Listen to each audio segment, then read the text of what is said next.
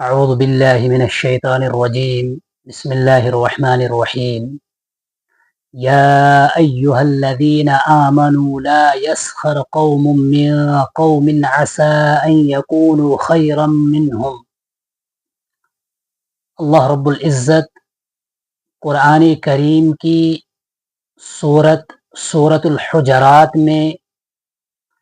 ایمان والوں کو ایک اہم پیغام دیتے ہیں جس سے آپس میں ایمان والوں کا بھائی چارہ قائم رہے اور ایمان والوں کی آپس میں ایک دوسرے کے لیے محبت برقرار رہے اور ہمارا معاشرہ جو ہے وہ بہتر بنے۔ چند کچھ اصول اللہ رب العزت نے سورہ حجرات کی ان چند آیات میں ذکر کیے ہیں، کیا کرنا ہے، کن چیزوں سے باز رہنا ہے تاکہ ہمارا معاشرہ بہتر بنے۔ سب سے پہلی چیز اللہ رب العزت نے بیان فرمائی، یا ایہا الذین آمنو، اے ایمان والو، لا یسخر قوم من قوم، نہ تو مردوں کو مردوں پر ہنسنا چاہے، کیوں؟ عسیٰ ان یکونوا خیرا منہ، شاید کہ وہ مرد جن پر ہنسا جا رہا ہے وہ ان لوگوں سے، ان مردوں سے بہتر ہو جو ہنس رہے ہو۔ اللہ رب العزت اس قرآن کریم کی آیت میں سب سے پہلے مردوں کو پیغام دیتے ہیں، ان کے لیے حکم ہے کہ اے ایمان والو، جو مرد ہے، مرد حضرات سے یہ حکم ان کے لیے ہے کہ تم ایک دوسرے کو دیکھ کر مت ہنسو، یعنی کسی کو آپ نے فقیر دیکھا، کسی کا کوئی اور عذر دیکھا، کسی کی کچھ پریشانی دیکھی تو اس کو دیکھ کر تم ہنسنے لگو، یہ بالکل بھی اچھا عمل نہیں ہے۔ انہی آیات میں اللہ رب العزت اس عمل کی مذمت کریں گے۔ پھر دوسرے نمبر پر اللہ رب العزت نے عورتوں کو خطاب فرمایا، وَلَا نِسَاءٌ مِّن نِسَاءٍ، نہ تو عورتوں کو عورتوں پر ہنسنا چاہے، کیوں؟ عسیٰ، شاید کہ ان یکن خیرا منہن، ممکن ہے کہ وہ عورتیں جن پر ہنسا جا رہا ہے وہ بہتر ہو ان عورتوں سے جو ہنس رہی ہے۔ پھر اللہ رب العزت نے آگے فرمایا، وَلَا تَلْمِزُوا أَنفُسَكُمْ، ایک دوسرے کو تانا مت دو، وَلَا تَنَابَزُوا بِالْأَلْقَابِ، اور ایک دوسرے کے برے نام مت رکھو۔ نہ تو کسی کو تانا دینا ہے، اگر ہم تانا دیں گے تو اس سے بھی ہمارے معاشرے میں فساد برپا ہوگا۔ اسی طریقے سے اگر ہم ایک دوسرے کو برے القاب سے پکاریں گے،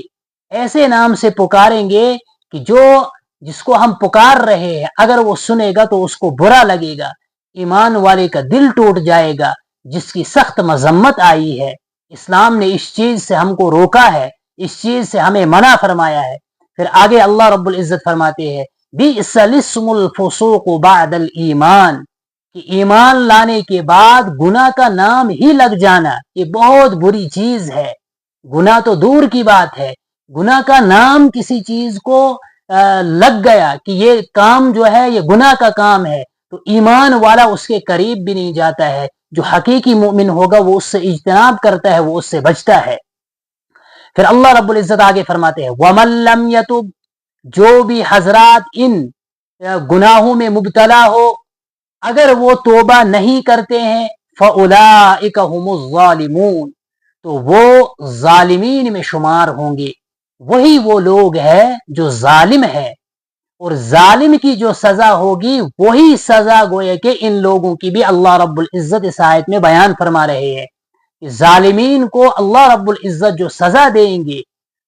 وہی سزا ان لوگوں کو دیں گے جو لوگ ایک دوسرے کو برے القاب سے پکارتے ہیں، ایک دوسرے کو تانا دیتے ہیں، ایک دوسرے پر ہنستے ہیں، ان لوگوں کے لیے بھی یہی سزا اللہ رب العزت نے رکھی ہے۔ اللہ رب العزت ہم سب کو ان برے افعال سے بچنے کی توفیق عطا فرمائے۔ جو بھی حضرات ان میں مبتلا ہو ان کو چاہے کہ وہ ان سے توبہ کرے، میں بھی توبہ کرتا ہوں، آپ بھی توبہ کرو کہ ہم ان چیزوں کو چھوڑ دیں گے تاکہ ہمارا معاشرہ ایک بہترین معاشرہ بنے۔ ایمانی معاشرہ بنے، اسلامی معاشرہ بنے۔ پھر اگلی آیات میں اللہ رب العزت بیان فرماتے ہیں یا ایھا الذین آمنوا اجتنبوا کثیرا من الظن، اے ایمان والو بعض گمانوں سے بچو، یعنی کسی کو دیکھ کر آپ نے اس میں کوئی چیز دیکھی تو آپ نے کوئی بدگمانی کی، اس کو وہ اور کچھ تھا، آپ نے اور کچھ اس کو سمجھا، تو بعض گمانوں سے بچو، یعنی تحقیق کر کے۔ بعض گمان اچھے بھی ہوتے ہیں، بعض گمان برے ہوتے ہیں، تو تحقیق کر کے جو آپ کو اچھا لگے وہ گمان آپ رکھ سکتے ہو،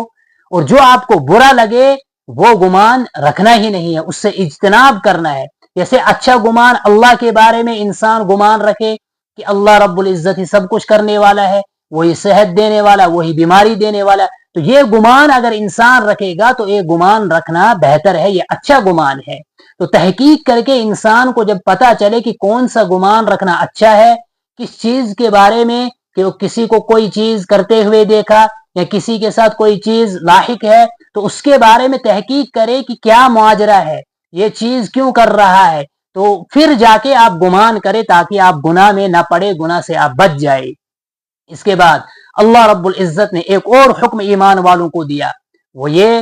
کہ ان بعض الظن اثم، اس میں فرمایا اللہ رب العزت نے بعض گمان جو ہوتے ہیں وہ گناہ ہوتے ہیں۔ پھر آگے اللہ رب العزت فرماتے ہیں ولا تجسسوا، ایک دوسرے کی عیب جوئی مت کرو، ایک دوسرے کے عیبوں کو تلاش مت کرو، اس کی ٹوہ میں مت پڑو، جاسوسی مت کرو کہ اس میں یہ عیب ہے، اس میں یہ عیب ہے، نہیں، یہ آپ کی ذمہ داری نہیں ہے۔ اللہ رب العزت دیکھ رہا ہے کون کیا کر رہا ہے، کون اچھا ہے کون برا ہے، اللہ رب العزت کو سب معلوم ہے، یہ آپ کی ذمہ داری نہیں ہے، یہ بھی بہت بڑا گناہ ہے، اس سے بھی اجتناب کرے۔ پھر آگے اللہ رب العزت نے فرمایا وَلَا يَغْتَبْ بَعْضُكُمْ بَعْضًا، آپس میں ایک دوسروں کی غیبت مت کرو، اس سے کہ یہ غیبت بہت برا عمل ہے۔ اللہ رب العزت نے اسی آیت میں فرمایا اَيُحِبُّ أَحَدُكُمْ، کیا تم میں سے کسی کو یہ بات پسند ہے، کیا تم میں سے کوئی یہ چاہے گا، یہ پسند کرے گا أَن يَأْكُلَ لَحْمَ أَخِيهِ مَيْتًا، کہ وہ اپنے مرے ہوئے بھائی کا گوشت کھائے۔ پھر خود اللہ رب العزت نے فرمایا فَكَرِهْتُمُوهُ، کہ تم ایسا کرنے سے باز رہو گے، تمہیں یہ چیز اچھی نہیں لگے گی کہ تم اپنے مرے ہوئے بھائی کا گوشت کھاؤ۔ تو جب تمہیں یہ بات اچھی نہیں لگتی ہے تو پھر کسی اپنے ایمانی بھائی کی غیبت بھی مت کرو، کیونکہ غیبت جو ہے یہ بہت برا عمل ہے، کہ یہ ایسا ہی عمل ہے کہ جیسے کوئی شخص اپنے بھائی کا مردے بھائی کا گوشت نوچ نوچ کر کھا رہا ہے اگر وہ کسی کی غیبت کر رہا ہے۔ پھر اللہ رب العزت آگے فرماتے ہیں وَاتَّقُوا اللَّهَ، اللہ رب العزت سے ڈرو، تقوی اختیار کرو، ان اللہ تواب رحیم، بلا شبہ اللہ رب العزت معاف کرنے والے ہیں اور اللہ رب العزت رحم کرنے والے ہیں۔ یعنی اگر آپ ان گناہوں میں مبتلا ہے تو توبہ کرو، اللہ رب العزت بہت زیادہ معاف کرنے والے ہیں اور وہ بندوں پر مہربان ہے، بندوں کے ساتھ رحم کا معاملہ کرتا ہے۔ پھر آگے اللہ رب العزت نے بیان فرمایا کہ کیا وجہ ہے کہ تم آپس میں ایک دوسرے کی عیب جوئی کرتے ہو، تانا دیتے ہو، ایک دوسرے کو ہنستے ہو۔ ہم نے ہر انسان کو، جتنے بھی دنیا کے اندر انسان آئے ہیں، ان کو ایک مرد اور ایک عورت سے، یعنی حضرت آدم علیہ السلام اور حضرت حوا علیہ السلام، ان دو لوگوں سے ہم نے تم کو پیدا کیا ہے، ان دو شخصیات سے ہم نے تم کو پیدا کیا ہے، تو تم سب آپس میں بھائی بھائی ہو۔ اللہ رب العزت فرماتے ہیں یا ایھا الناس انا خلقناکم، اے انسانو ہم نے تم کو پیدا کیا ہے،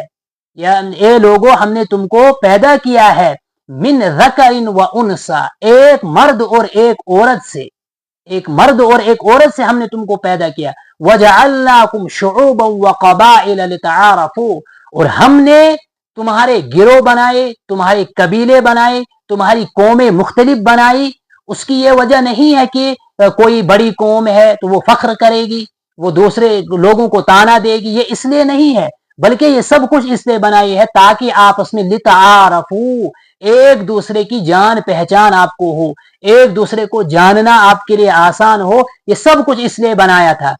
اس لیے نہیں بنایا تھا کہ کوئی کہے گا کہ میری ذات بڑی ہے، میں بڑی قوم سے تعلق رکھتا ہوں، یہ ہے اس لیے میں دوسرے کو تانا دوں گا، دوسرے کے خلاف باتیں کروں گا، اس لیے یہ سب کچھ نہیں کیا تھا، بلکہ یہ تعارف کے لیے ہے۔ اللہ رب العزت آگے فرماتے ہیں کسی کی ذات کا بڑا ہونا، کسی کا چھوٹا ہونا، کسی کا امیر ہونا، کسی کا غریب ہونا، اللہ کے یہاں اس کی کوئی حیثیت نہیں ہے۔ اللہ کے یہاں اس چیز کو دیکھ کر مقام اور مرتبہ نہیں دیا جائے گا، بلکہ اللہ کے یہاں جو مرتبہ ملے گا، جو مقام ملے گا، ان اکرمکم عند اللہ اتقاکم، تم میں سے اللہ کے یہاں معزز اور مکرم اور قابل عزت وہ لوگ ہوں گے، اتقاکم، جو تم میں سے سب سے زیادہ متقی ہوں گے، جن کے دل کے اندر سب سے زیادہ اللہ کی خشیت اور اللہ کا خوف ہوگا، وہ اللہ کے یہاں سب سے زیادہ